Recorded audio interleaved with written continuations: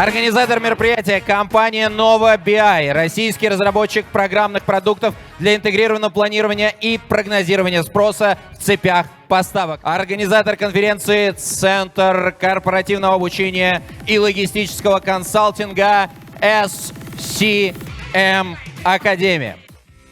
Коллеги, раз всех приветствовать. Зовут меня Акименко Владимир. Представляю торговую компанию «Ресурс Волга». В ней являюсь директором по логистике. Компания «Ресурс Волга» является одной из составных частей группы агропредприятий «Ресурс». Ну и немного о компании. Группа агропредприятий «Ресурс» занимает ведущие позиции среди российских производителей сельскохозяйственной продукции и является лидером среди отечественных экспортеров мяса птицы. Основные направления деятельности компании – это производство и реализация продукции из мяса птицы, колбасных изделий, растениеводство и производство растительных масел. Собственно, глядя на карту, что здесь можно увидеть? Что за последние годы компания очень сильно выросла. Из южного региона производство переместилось в Поволжье, это Тамбовская и Саратовская область, и Придуралье, Оренбургская область. Ну и, безусловно, есть офис у нас в Москве. Что касается самой темы. Планирование производства, как не подойти? То есть основные причины и мероприятия по повышению эффективности самого процесса поставки. Причины, которые сподвигли, так скажем, идти в автоматизацию, это, в принципе, наверное, ничего нового, как и во всех компаниях. Это увеличение продаж и повышение уровня сервиса во взаимодействии с нашими партнерами, торговыми сетями, снижение издержек и повышение доходности, а также инвестиционные решения ввиду того, что компания очень динамично развивается и растет. Ну и, собственно, подходя к этому вопросу, мы наметили ряд мероприятий, которые были запущены параллельно, поэтому есть синергетический эффект от того, что было сделано компанией. Это и организация партионного учета, и укрупнение складских площадок. У нас буквально там еще 3 года назад их было несколько десятков, сейчас мы сократили их количество в 3 раза для того, чтобы использовать именно кросдокинговые отгрузки. И после комплектования заказы не ночуют на складских площадках, а они как раз перемещаются до соседних регионов. Также у нас произошли изменения во взаимоотношении с партнерами, это в части федерализации контрактов. По торговой сети «Магнит» этот процесс завершился давно, но вот из последнего мы завершили этот процесс с торговой сетью X5, с Лентой и с Гулливером. И следующий блок – это автоматизация цепи поставок. Точно так же пошли по звеньям, по классике, как все есть, начали с прогнозирования продаж. Еще в части мероприятий хотелось бы остановиться на первом пункте, это организация партионного учета. Это не в плане того, что его в компании не было. Мы вложились, опять же, в плане автоматизации более серьезно. То есть у нас прослеживаемость каждой единицы продукции, но это было, безусловно, связано и с изменением законодательства, с введением Меркурия. И прослеживаемость каждой единицы продукции, она идет с начала производственного процесса и до каждого из наших клиентов. Какие цели и задачи перед автоматизацией цепи поставок мы поставили? Цель, безусловно, это автоматизация всех этапов цепи поставок. И какие задачи перед собой та команда, которая работала совместно со мной, поставила. Это возможность построения всех звеньев СНОП процесса в одном программном обеспечении. То есть начиная от прогнозирования продаж, планирования производства и планирования закупок. На сегодняшний момент, безусловно, мы находимся в стадии именно автоматизации планирования производства второго звена этой цепи. Далее, возможность работать в одном окне, потому как у нас достаточно большое количество подразделений, филиалов. Представляя компанию, я, в принципе, об этом сказал. География очень обширная.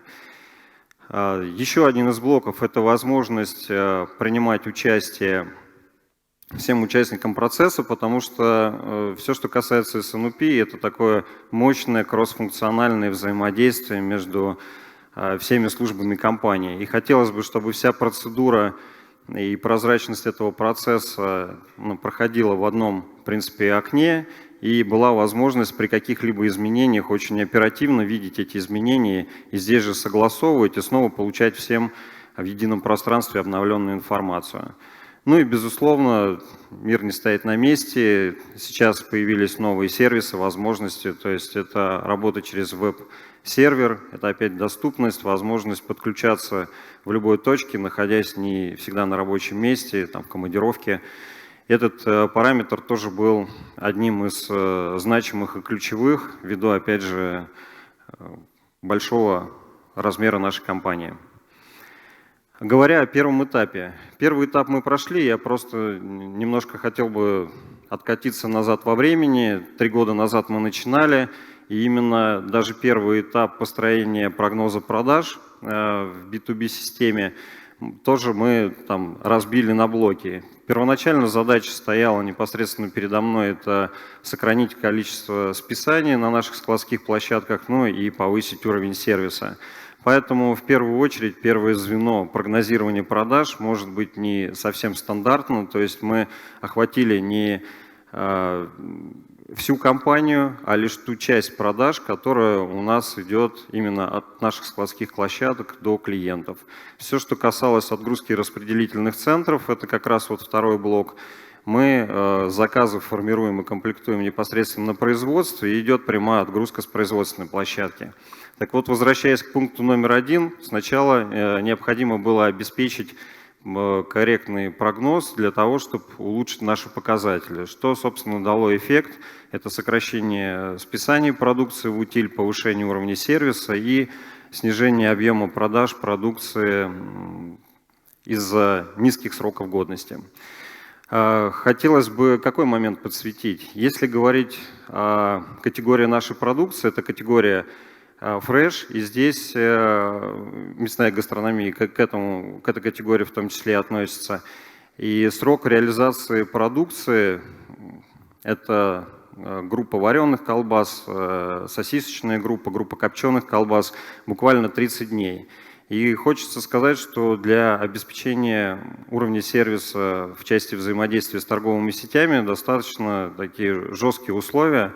Согласно контрактов у нас остаточный срок годности, с которым мы должны поставить продукцию в сеть, это 85%. Если это перевести в цифры, буквально там 5-6 дней от момента производства до поставки нашей продукции непосредственно в торговые точки или распределительные центры. Решив этот вопрос, естественно, подтянули вторую составляющую плана. Здесь немножко проще, ввиду того, что мы достаточно плотно и активно работаем с нашими партнерами в части согласования, особенно промо-объемов. И здесь подключили просто в систему поток информационный, который у нас, в принципе, в компании есть. Если говорить об еще более плотных взаимоотношениях в части с торговой сетью «Магнит», у нас совместный проект по GBP, Joint Business Planning, где работает целая команда, безусловно, там и коммерческий отдел, ну и по мере необходимости подключаемся мы со своими идеями и теми данными, которые у нас есть. После того, как прогнозирование продаж в информационной системе автоматизированное у нас обрел определенный контур, стали анализировать, снова увидели отклонения и в частности в факторе именно промо-планирования. Даже при совместной работе с торговыми сетями не всегда попадаем в объемы, ну и соответственно это две стороны медали. Либо у нас остается какая-то часть продукта неиспользованного, и приходится продавать в другие каналы продаж со скидкой, либо мы имеем недопродажи и, соответственно, демонстрируем не стопроцентный уровень сервиса в наших отношениях. Разработали еще один дополнительный блок по планированию эффективности промо. И в этом окне, помимо того, что мы видим наполнение промо-объемов, точно так же мы совместно с коммерческой составляющей нашей компании видим, какие целевые показатели по тому или иному промо мы имеем в части доходности проводимых мероприятий. Завершив этот этап, перешли к следующей фазе. Старт у нас был ноябрь 2020 года, когда было написано техническое задание, и мы вот так вот шагнули с нашим партнером NovaBI в следующий этап автоматизации – это планирование производства. Какие функции планирования производства ожидались?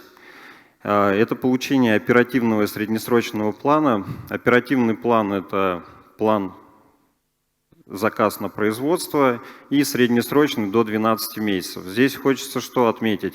Когда мы говорим про период год, понятно, что у всех есть там годовые планы, бюджеты. Вопрос в том, насколько они там точны. Опять же,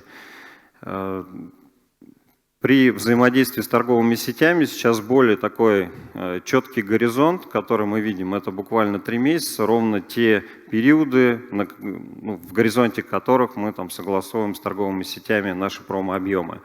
Но как мы сегодня услышали, все не стоит на месте, подключились к этому процессу и наши партнеры, соответственно, ожидаем, что вот эти горизонты и точность этого планирования, они будут, эти границы раздвинуты, что, в принципе, нам, как производителю, в том числе облегчит задачи в будущем.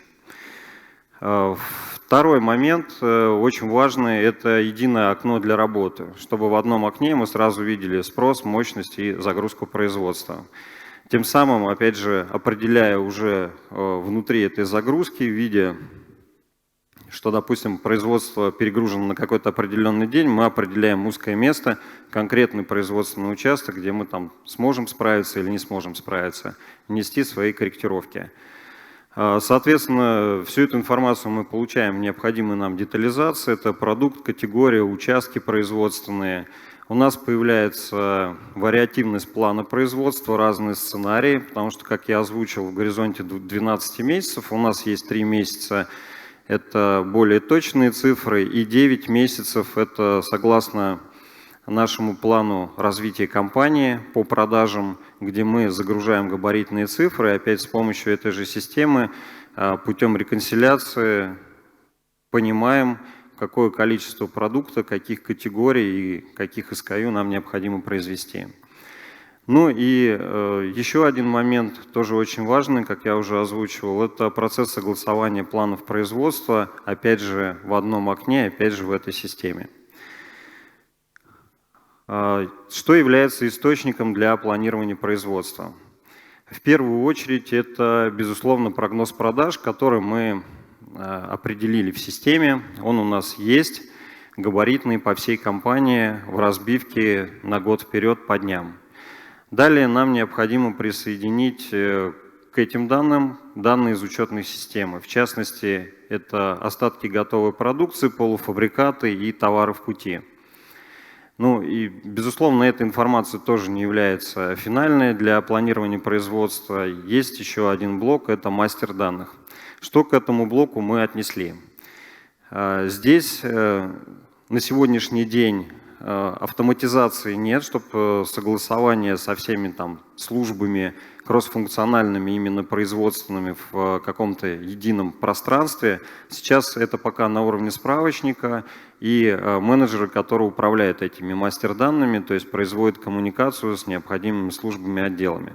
Ну, в частности, выделили 3, наверное, крупных основных блока. Это касается технологии, где идет взаимодействие с главными технологами производственных площадок для того, чтобы совместно с ними, они знают свое оборудование и то, где они работают, минимальные партии производства, сроки производства, производительность по участкам и сроки нахождения каждого продукта на том или ином участке.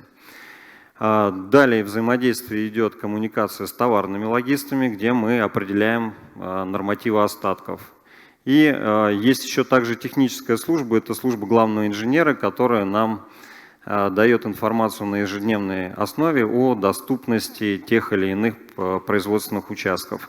Потому что кто сталкивался с производством, очень хорошо знает, что начался рабочий день и может случиться все, что угодно. Поломки, простое, да, есть регламентные мероприятия по обслуживанию оборудования, которые тоже снижают производительность в тот или иной день, ввиду того, что мы отнимаем эти производственные мощности, проводя какие-то определенные работы именно с оборудованием.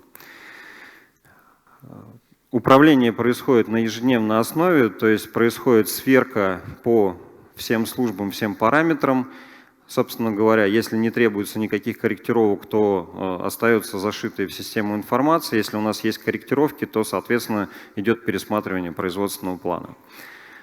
Собственно говоря, все компоненты, составляющие для получения производственного плана, мы обсудили, проговорили. Переходим непосредственно к оперативному и среднесрочному планированию.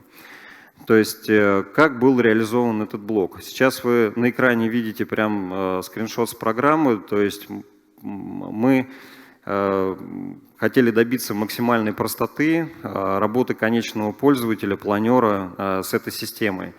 То есть, опять же, возвращаясь к пресловутому Excel, наверное, более понятно любому пользователю именно Excel, как работают сводные таблицы. Вот по такому же принципу, выбирая определенные значения и параметры, мы моментально в онлайн-режиме формируем выходную форму таблицу в зависимости от того, какую информацию нам необходимо получить. Что здесь из основных блоков? Здесь, получается, мы выбираем период, детализация есть там день, неделя, месяц, квартал, год. Далее, варианты детализации, какие вообще возможны. Это производственные площадки, производственные участки и продукты. И показатели, соответственно, спрос, производственный план или процент загрузки. Но вот сейчас на данном экране видно, что мы отобрали продукты и видим процент загрузки производственных участков. Там, где ячейки у нас подсвечены розовым цветом, мы видим, что идет превышение по данной номенклатуре спроса над мощностью, и, соответственно, планеру уже необходимо сделать корректирующие определенные действия. Следующий блок – это у нас спрос по клиентам, где мы должны, в принципе, посмотреть и оценить в случае превышения мощности, какой клиент, каким именно конкретно продуктом сформировал это превышение. Здесь у нас варианты детализации продукт, клиент, производитель и показатели спрос по продукту, спрос по клиенту и процент спроса в общем объеме по продукту. Все эти данные, они необходимы, опять же, для корректирующих действий и для того, чтобы мы четко понимали, какие продукты сейчас дают превышение по производственному плану, с какими клиентами связано, для того, чтобы, опять же, принимать управленческое решение и по возможности произвести корректировки здесь и сейчас. Возможно, если мы говорим о согласованиях, допустим, с торговыми сетями, сейчас у нас в июне согласовываем акции на август, на сентябрь, увидев превышение, будет возможность вступить в диалог и изменить параметры той или иной активности, понимая, что сможем мы или не сможем обеспечить того или иного клиента. Ну, либо отменить ранее запланированные акции по другим каналам сбыта и по другим клиентам. Когда мы реализовывали техническое задание, естественно, есть какие-то базовые вещи в любом программном обеспечении, и этих инструментов, которые есть в программе, не всегда достаточно. Вот что нам не хватило и что мы дорабатывали. То есть, увидев, допустим, определенные ограничения на день, не хотелось бы углубляться сразу там в клиента, в продукт, хотелось произвести этот продукт, но немножко пораньше, имея определенные, опять, временные зазоры, хотя по нашему продукту это, так скажем, сильно не разгонишься, в зависимости от клиента, это там на 2-3 дня мы можем сместить и произвести продукт раньше, привозя в торговую сеть продукт с остаточным сроком годности там не 95-93%, а вот по грани того контрактного условия, допустим, 85%, но тем не менее поставить продукт в полном объеме, как мы раньше с торговой сетью и договаривались. Поэтому сейчас в алгоритм зашито автоматическое распределение объемов на предыдущие дни производства в зависимости от клиента и от конкретного продукта, его жизненного цикла. То есть здесь на данном слайде проиллюстрирована именно механика, как это происходит. Система это делает автоматически. Мы этот блок протестировали и сейчас знаем и уверены, что происходит именно так. То есть если есть превышение в каком-то дне, то оно распределяется на предыдущие дни производства, и к нужной дате, нужное количество, нужный объем он готов. В случае, когда у нас происходит ситуация, что мы не можем распределить эту нагрузку, и она настолько велика, что и не получается там, предыдущими днями сгладить эту нагрузку, то тогда у нас превышение производства встает в более раннюю дату для того, чтобы опять планеру выжать из этого дня максимум, так скажем, посмотреть по клиентам, по продуктам, по производственным участкам, где мы что можем убрать, и тем самым каждый день в каком-то проценте произвести, опять же, к нужной дате подойти с тем, чтобы произвести то максимальное количество продукта, которое, в принципе, мы и планировали. Как происходит корректировка? То есть мы выбираем анализируемый период, информация с загрузкой именно производственных участков, видим, какой производственный участок перегружен. И вот в особенности нашего производства есть такая возможность, что на одном и том же оборудовании производятся разные номенклатурные позиции. Причем и производительность по каждому из участков она разная. И здесь планеру в помощь при корректировке именно уже ручной мы можем или уменьшить этот объем, перенести на другую дату, вручную уже без автораспределения, либо посмотреть по этому участку по разным категориям продукта и понять, что, допустим, если есть промо-активность по одной категории продукта в какой-то торговой сети, это оставить и убрать там с другого канала продаж вообще какой-то иной продукт, пусть это будет даже не из этой группы продуктовой, но производится на одном и том же оборудовании для того, чтобы разгрузить этот производственный участок.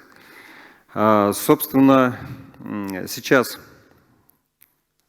мы находимся в стадии тестирования и внедрения того решения, которое было реализовано. Как у нас происходит согласование оперативного плана производства? То есть после того, как мы распределили все по дням и увидели нагрузку мощностей, то есть в алгоритм зашили такой процесс, что если процент загрузки мощностей менее 90, то план на производство он согласовывается автоматически, то есть без дополнительного какого-то инструментария и привлечения там целой группы сотрудников, согласующих, которые должны все перепроверить и там, отвлечься от своих основных вопросов. Если у нас загрузка мощностей или какого-то из участка более 90%, здесь уже подключаются соответствующие сотрудники, руководители направлений кроссфункциональных, которые видят, что есть превышение, что, собственно говоря, внутри компании сигнализирует о том, что есть вероятность того, что какой-то продукт при наступлении там, определенного периода акции может быть не произведен или произведен не в полном объеме, ну, просто по причине того, что у нас, опять же, как я говорил ранее, будут недоступны какие-то производственные мощности, в том числе и по причине технической. И в случае, когда идет ручная корректировка, тоже очень важный момент. Здесь у нас происходит именно выбор клиента или там канала сбыта, в который мы там не додадим продукт. Безусловно, вот этот вот блок, он в основном должен быть и согласован с коммерческой службой ввиду того, что мы должны, к сожалению, в какой-то период времени принимать не очень популярные решения и четко понимать и разграничивать всю группу наших клиентов чтобы кого-то в конечном итоге все равно ограничить или пересогласовать условия контрактов, промо-активностей, которые были согласованы ранее. Выводы какие? То есть автоматизация SNOP процесса на сегодняшний день с учетом реализации первого основного блока, она позволила, это прогнозирование продаж, увеличить продажи за счет повышения уровня сервиса, иметь продукт в наличии на наших складах и получать информацию точную в онлайн-режиме здесь и сейчас о сроках годности данной продукции. Также снизить затраты за счет уменьшения количества списаний, которые, в принципе, были, и для нас это тоже было определенной проблемой и статьей достаточно весомый затрат. А также сокращение объема продаж предпросрока. Как я демонстрировал там на предыдущих слайдах, это порядка 40% получилось снизить от тех цифр, которые были, именно продажи в прочие каналы, помимо торговых сетей, продукта, который как раз выбивается по остаточному сроку годности. Что нам даст планирование производства как следующий этап развития автоматизации SNOP процесса? Это повысить уровень сервиса, управлять процессом производства. И здесь мы должны говорить о чем? Что, безусловно, на показатель on-time это не повлияет, мы останемся в том же уровне, потому что это доставка, и там есть свои особенности, этой автоматизацией вообще никак не решали этот вопрос. А вот in full мы планируем увеличить до 100%. Скажу так, что в принципе у нас уровень сервиса при отгрузке с производственных площадок на распределительные центры федеральных сетей был достаточно на высоком уровне. И как раз вот основная сложность была именно отгрузки со складов на прямой поставке в те же гипермаркеты и супермаркеты. То есть сейчас, решив этот вопрос и автоматизировав планирование производства, считаем, что мы сможем практически дотянуть до 100%.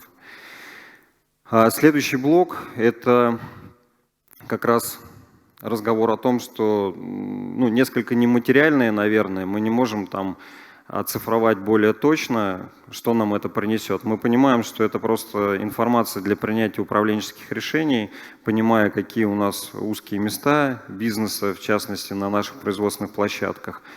Опять же, принимать информацию по своевременным инвестиционным решениям и планировать эти инвестиции в нашем бизнесе.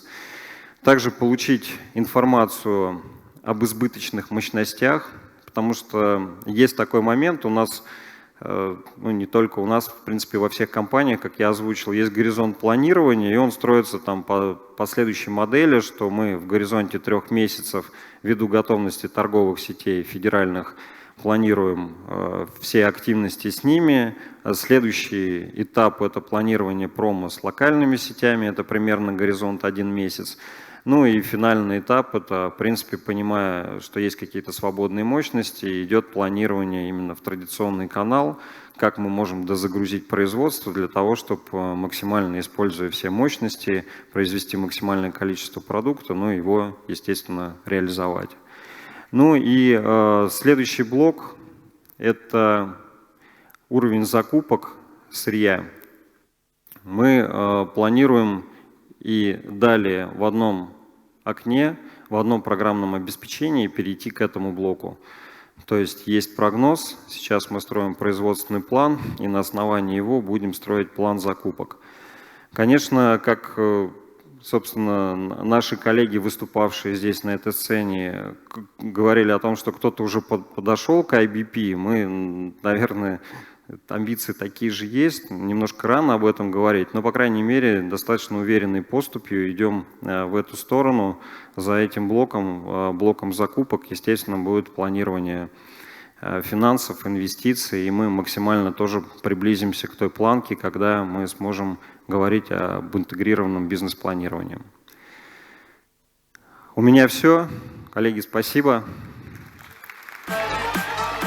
Давайте в мой микрофончик попробуем. Он точно работает. Здравствуйте, спасибо за презентацию. Компания Ascona, Лилия. У меня к вам 3 вопроса. С какой точностью прогноза вы входили в новый BI и какая точность прогноза в данный момент? Что делаете при профиците мощностей, как заполняете мощности? И 3-й вопрос. Есть ли спрос выше возможностей производства? Как вы с этим боретесь? Спасибо. Спасибо за вопрос. Начну с первого вопроса. Как я уже озвучил, у нас прогнозирование продаж было разделено на 2 блока. Это то, что мы продаем с наших складских площадок, и то, что непосредственно напрямую с производства. Вот то, что напрямую с производства и порядка 60% наших продаж, там уровень сервиса, даже вступая в проект, был достаточно высокий, порядка 97-98%. И точность именно в этом направлении, она напрямую зависит от нашей совместной работы с торговыми сетями. Что касается второго блока, где 40% наших продаж, это продажи со складских площадок, уровень сервиса, который мы демонстрировали, ну, он в принципе равен нашим прогнозам, ожиданиям, то, как мы формировали свои товарные остатки. Временами это по отдельной, опять же, географии, по отдельным территориям это было и порядка 80%. То есть на тот момент это была какая-то определенная катастрофа, и не было понимания того, когда там мы сможем изменить эту ситуацию. Но, как я уже озвучил, мы там предприняли ряд мероприятий, причем и там сокращение складских площадок, партионный учет. И вот этот общий синергетический эффект, которого мы достигли в ходе именно планирования и использования программного обеспечения, мы дошли до уровня 91%. Прогнозирование именно продаж по SKU по дням. И, как я уже озвучил, потом подошли к тому, что у нас прихрамывают именно промо, прогнозирование и планирование. И подключив этот блок, мы сейчас еще на несколько процентных пунктов подняли именно свой прогноз продаж. Иначе бы мы просто к блоку планирования производства не приступили, понимая, что имея низкий процент прогноза, ну, там в геометрической прогрессии срабатывает, мы точно так же будем ошибаться на производственном плане. Ваш второй вопрос, что мы делаем, когда у нас есть незагруженные мощности. Как я уже озвучил, мы сначала определяем, какие именно это производственные участки, какая категория продуктов номенклатурных позиций производится на этом участке, и вступаем в диалог с сетями, как с федеральными, так и с локальными.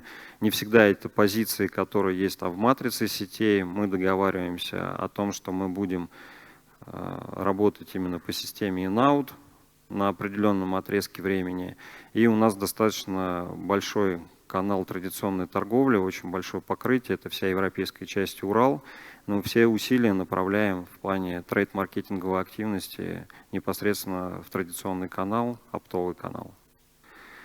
Когда мы говорим о том, что у нас обратная ситуация, когда производственные мощности перегружены, но здесь, опять же, непопулярные решения, которые я уже озвучивал. Мы пытаемся, в зависимости от того, в какой период времени мы об этом узнали. Если это в момент согласования акций с федеральными сетями, там в горизонте 3 месяцев, то мы, соответственно, отменяем все там, продуктовые группы, занимающие этот производственный участок, для того, чтобы и так не усугублять эту ситуацию. Пытаемся договориться о переносе дат поставок. То есть регулярность поставки на РЦ 3 раза в неделю, соответственно, сдвигая там на 2 дня, для нас это тоже является определенным решением. И мы понимаем, что в принципе на распределительных центрах федеральных сетей тоже есть определенный товарный запас, и аут-оф-стоки именно в конечных точках, но они маловероятны. И, безусловно, понимая перегруженность участков, во все остальные каналы продаж мы эти продуктовые группы просто исключаем на этот период времени. Ну, иногда приходится, когда мы узнаем об этом сразу, вот здесь и сейчас есть всплески продаж, что мы порой и отключаем активность в традиционном канале, то есть принимая там непопулярное решение для своего даже бизнеса. Спасибо. Владимир, а если вот узнаете, ну по факту заявок, вот это непопулярное решение, оно как-то вручную или вот система предусматривает какое-то автоматическое распределение по приоритетам? Ну, смотрите, мы эту систему приоритетов построили именно в системе. То есть планер, когда он работает в окне корректировки плана, он видит эти приоритеты. Именно как я озвучил, мы сделали именно систему согласования, что в таком случае, безусловно, или собирается там внеочередная рабочая встреча, на которой определяем совместно с коммерцией, что мы убираем из производственного плана и что мы не будем производить и по каким клиентам. Просто здесь и сейчас получение этой информации оперативно, оно как раз позволяет очень быстро сориентироваться, принять решение. То есть об усечении там, производственного плана в конкретную единицу времени. И требует обязательного согласования. А за сколько тогда приходят заказы клиентов? За 24 часа, за 48, за 72? Сколько времени у вас есть на то, чтобы быстро это все, ну то есть производство, чтобы отреагировало? Ну, смотрите, все, по-моему, стандартно, наверное, как у всех. Заказы в зависимости от согласованных графиков и географии, они, опять же, разные. У нас преимущественно большинство заказов приходит где-то за 36 часов. Вот. А есть, безусловно, там распределительные центры, по которым, ну, все мы знаем, это 16-17 часов приходит заказ, и мы, допустим, на следующий день должны уже там отгрузить в обед. То есть у нас степень реагирования меньше суток. Ну, таких РЦ не так, в принципе, много, но точечно они есть. И обычно под эти распределительные центры держим определенный остаток. Ну, понимая активность, в принципе, очень комфортно работать там и с X5, и с магнитом, что именно план есть по каждому РЦ, у каждого РЦ есть график, и мы точно понимаем день, когда и что должно быть отгружено. Ну, к торговым сетям все равно обращаемся, и это больше даже, наверное, в сегодняшнем дне связано не только там, с потоковым продуктом, по нему все понятно, есть история, а вот по СТМам такая сложность есть. Ну, есть, опять же, отдельные бизнес-единицы, которые ведут СТМ. Ну, там договариваемся о переносе. А есть случаи все-таки вот по колбасам, я увидела, минимальный замес? То есть или есть такие заказы, которые не набираются на минимальный объем? Да, конечно. А что вы делаете? Производите? Не производим. Не производите. Ну, то есть мы, да, жертвуем какими-то долями уровня сервиса, долями процентов, я имею в виду. Ну, то есть если там чуть углубиться в производство, есть скутер, замес там 150 килограммов, я не знаю, какая-то там точка заказала, не знаю, 10 килограммов, конечно, мы не будем производить, потому что 140 произведенных килограмм потом нужно будет с дисконтом продавать, это большие потери для компании, нежели даже там, ну, штраф на эти 10 килограмм. А если это новинки? Не, новинки это отдельный разговор. Вот. Ну, новинки, скорее всего, все, что касается крупного ритейла или там розничного канала, там сложностей никаких не будет. Ну, то есть вот для понимания просто минимальный замес 150 килограммов. То есть, ну, ниже, скорее всего, и не будет. Здравствуйте, Артемова Екатерина, компания MyFoods. Вопрос такой. После вступления в проект, вот после реализации нового форкаста в вашей компании, вы упомянули, что блок промо тоже реализован. Хотела бы узнать, каким именно образом планируется промо, на чем основан метод, насколько повысилась точность прогноза именно в части промо до вступления в проект и после вступления в проект. Ну, смотрите, первоначально, когда мы вступали в проект, доверие именно блоку промо и той математике, алгоритму, который был, в принципе, нам представлен компанией NovaBI, были опасения, и сразу мы его не приняли. Ну, то есть это, опять же, в большей степени рекомендации, которые коммерция должна приземлить, сравнить свой расчет или расчет, который предоставила сеть, сравнить тот расчет, который сгенерировала программа, сопоставить две эти цифры, подвергнуть сомнению и финально зафиксировать вот тот промо-план, объем, который есть. И мы, когда реализовывали, понятно, что любые нововведения, автоматизация, они всегда встречают сопротивление сотрудников, которые начинают работать в этой программе. Вот все то же самое, как у всех. Мы не уникальные, все это и было. И было предложено, что мы из нашей учетной системы выгружаем наши планы в новый форкаст, и появляются два столбца. Наш план, который расчетно, как-то экспертно считают наши сотрудники. И второй столбец – это план, который, собственно, подсвечивает программа, и мы должны определиться и с финальной цифрой. Ну, конечно, никто не смотрел, никто не заходил, не сопоставлял, не принимал решения, потому что для сотрудников это дополнительные действия. И чтобы вот исключить это все и прийти к правильному процессу, мы сейчас этот блок отдельно и затащили и дополнительно автоматизировали, что все согласование промо от момента заведения промо-объемов, расчета эффективности той или иной акции, то есть оно проходило через еще группу сотрудников, финансовый отдел, отдел эффективности, где они бы увидели тот план, который поставил менеджер, и тот план, который подсвечивает программа. И в случае больших расхождений, или если менеджер не хочет принимать данные программы или подвергать сомнению, то это делают уже сотрудники отдела эффективности. То есть, только таким способом, вот опять этими кроссфункциональными пересечениями и не давая альтернативного варианта сотрудникам как-то вот на выбор можешь так сделать, можешь так, только теперь через единую систему согласования промо-объемов.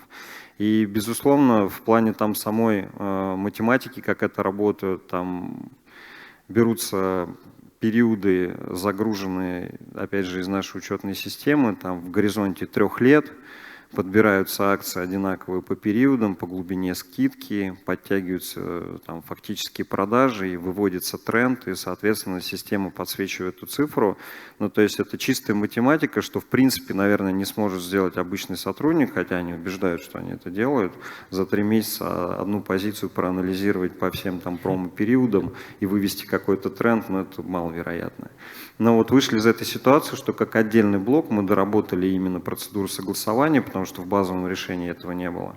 И сейчас, собственно, повысили, опять же, процент попадания в промо-объемы. В 2000 году компьютер впервые обыграл шахматиста. Пора доверять. Так, окей. Что у кого еще? Вопросики, пожалуйста. Здравствуйте, Сурмил Алексей, пятерочка. Владимир, такой вопрос. В условиях дефицита продукта по каким критериям распределяете вы между РЦ или по какому алгоритму в рамках одного ритейлера? Если 10 РЦ требует определенное количество по ПЛЮ, а вам хватает только на 7 РЦ, например? Ну, смотрите, два подхода к тому, как мы это делаем. Первый подход. До недавнего времени, в принципе, еще остаются. Я рассматриваю X5, в принципе, как все направления, потому что пересекающийся ассортимент есть, это и пятерочка, и перекрестки, и карусели. То есть мы понимаем, что перекресток и карусель отгружаются с наших складских площадок. Да, у нас там тоже есть система резервирования, но мы не гарантируем, что весь продукт, который мы отправим на складскую площадку, он попадет именно этому клиенту, а не уйдет в какие-то другие каналы продаж. Поэтому для обеспечения максимального, в условиях ограниченных ресурсов, максимального попадания продукта в сеть, приоритет отдаем распределительным центрам. Чем, допустим, в данном случае пятерочки, чем перекрестку и карусели. Это первый пункт. А когда мы говорим уже о пятерочке и распределительных центрах, то нет какого-то такого подхода, что какие-то заказы полностью обеспечить, какие-то нет. То есть не владея информацией об остатках, к сожалению, мы это распределяем пропорционально. ну, если у нас не хватает какого-то объема, мы же понимаем, что одно РЦ заказывает 5 тонн, другое 20, и одинаково убрать по 2 тонны мы не можем, если нужно. То есть пропорционально, понимая, что снизится товарный остаток на распределительных центрах X5, но, опять же, вероятность out-of-стока в конкретных точках, она там, ну, минимальна, в принципе. Потому как через 2 дня у нас следующий цикл, и мы снова довозим этот продукт. Ответил на вопрос? Спасибо. Цифровая система Nova Forecast Enterprise позволяет с высокой точностью прогнозировать спрос и формировать актуальные планы для всех участников цепи поставок. Кроме того, Nova Forecast Enterprise минимизирует списание за счет прогнозирования рисков, истечения сроков годности и высвобождает время специалистов для решения более важных задач. Программа SCM Академия основана на практическом опыте действующих руководителей и ориентирована на рост KPI компании на каждом отдельном участке цепи поставок. SCM Академия. Ваши аплодисменты. SCM Академия проводит корпоративное обучение по авторским программам, разработанным на основе личного практического опыта тренеров, каждый из которых обладает многолетним стажем управления в supply chain. Клиенты получают на тренингах выжимку прикладной информации, а затем успешно внедряют на практике методы, формулы, инструменты, неоднократно проверенные ведущими управленцами в боевых условиях.